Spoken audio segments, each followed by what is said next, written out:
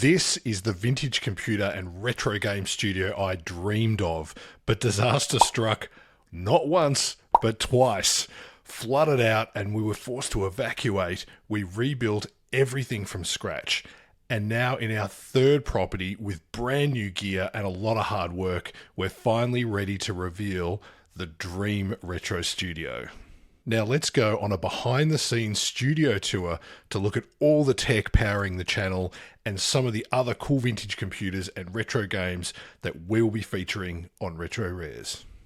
Let's start with the main desk. It's the command center of the studio, and this is where all the action happens. From editing videos to testing out vintage tech, I've set it up to be a bit functional and nostalgic with a mix of modern gear that keeps me inspired. Next up is the camera setup. Capturing the essence of these vintage computers and games is key, so I've invested in a camera that does justice to every detail. The placement allows me to switch easily between wide shots of the whole studio and close-ups from when I'm showing off the intricate details of a classic Commodore 64. Now, lighting is crucial to bringing out the vibrant colours and textures of these retro games and computers, and I've got three main lights, one on the left, one on the right, and a ring light to ensure that everything is perfectly illuminated.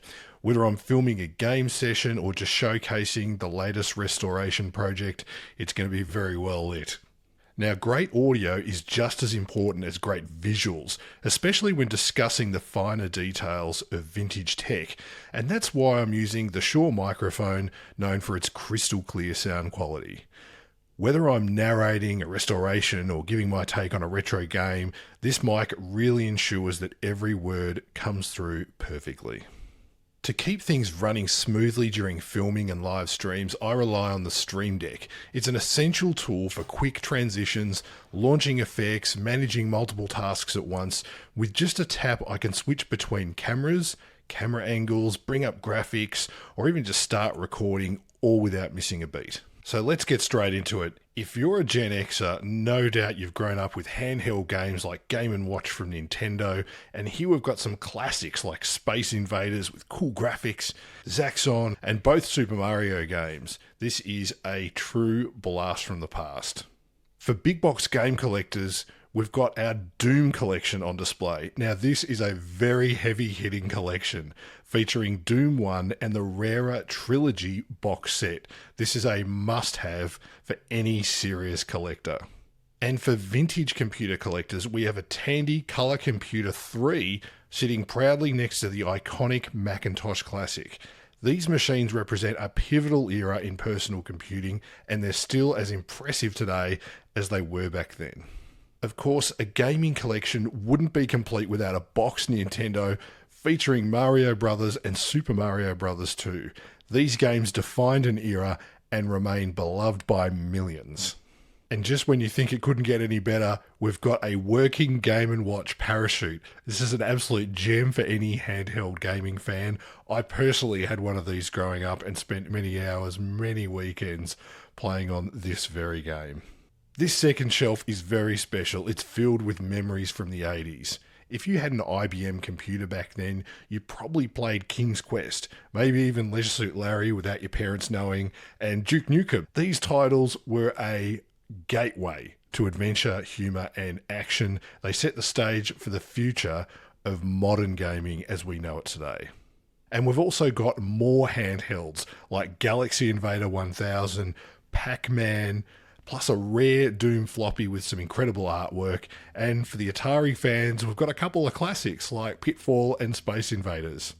Now here's something really special. The Commodore 64 Family Pack. It's still in its original box with polystyrene and everything. And next to it is the iconic game Rambo. And next to that is a TAC2 joystick in mint condition. This was the go-to controller for many of us way back then. And just below that, we've got the Amstrad CPC 464. This was actually the first computer I'd ever used as a kid, and I still love these colourful keys. It brings back so many memories, and right beside it is a game that everyone played back in the 80s, California Games. And right on the bottom shelf, we've got a couple of Sega Mega Drive classics, Sonic and Sonic 2. These games weren't just popular, they were a revolution in platform gaming, and they really cemented Sonic's place in gaming history. Now let's get to the test bench. This area is where the real magic happens, my dedicated display and test section. I've put a lot of effort into setting this up, ensuring that I can properly test and showcase vintage computers in my collection. And it's not just about preservation, it's about making sure these machines are in perfect working order. Right now I've got a Commodore 64 here, complete with a power monitor, a surge protector, a recently updated power supply, and I've also set up the disk drive and monitor along with some diagnostic tools for both the drive and the Commodore itself, so I can run tests and make sure everything is in tip-top shape. Now, what makes this setup super special is that I can run a computer like a Commodore 64 straight into my live stream. Instead of recording the monitor with a video camera like many other YouTubers and people on social media do, that results in really poor resolution and a less immersive experience. So I've got everything wired up to stream directly, giving you the clearest possible picture of these classic games and programs in action. So let's go over and have a look at the test bench and that Commodore 64. Here it is here. So what we're going to do is we're going to go over and, just so that you know I'm not rigging this, we're going to go over and put in a floppy disk, Defender of the Crown, and see what happens.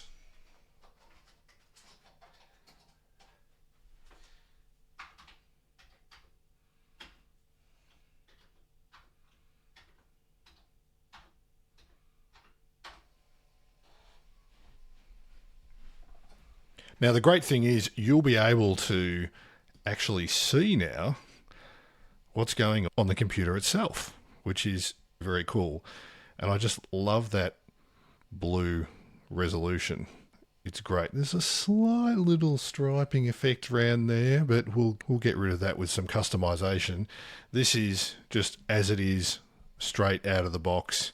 So now we're running Defender of the Crown, and as you can see, Cracktro, where would we be without these cracks? I should have put a microphone right near the floppy disk drive over there just to show you how cool the ASMR was. You can see it powering up and the power monitor kicking in as well. So in a second, we should have Defender of the Crown. So let's go back to the computer screen. I can hear that drive ticking away, and we'll see what this little Commodore 64 is actually doing. And here we go, Defender of the Crown. Now we will have music and all the audio done soon enough. That's going to take some time. But as I said, this is just the start. I'm hoping to have this sort of functionality with other computers too. Obviously, there's different video standards, and as people know, once you get into video hell, it's quite entertaining trying to convert all this stuff. So I'm going to do my best and bring it in as high a quality as I possibly can. As you can see, this studio is just the beginning. It's a work in progress. Ultimately, I'd love to get more space to showcase even more of my collection. Right now, 99% of it is stored elsewhere, including gems like an IBM PS1, PS2, TRS-80, Commodore 64s, Amigas, Plus4, Dick Smith, Tandy, Spectrum, Atari, you name it, it's there. Now, I might even take you on a tour of my storage space in a future video just to give you a little sneak peek as to what's still to come. But for now, this is the starting point. It's a place to celebrate, explore vintage computers and retro games. And I'm just excited to share this with you all. Now, I'd love to hear from you. What would you really like to see here on the channel? Is there something obvious that's missing? If you have a retro gaming setup that works really well for you, I'd love to hear your tips and ideas. At the end of the day, this channel is just about community and sharing our passion for vintage tech. And of course, if you enjoyed this video, make sure to like, subscribe, and hit that notification bell so you don't miss any future content. There's a lot more to come, and I can't wait to share it with you.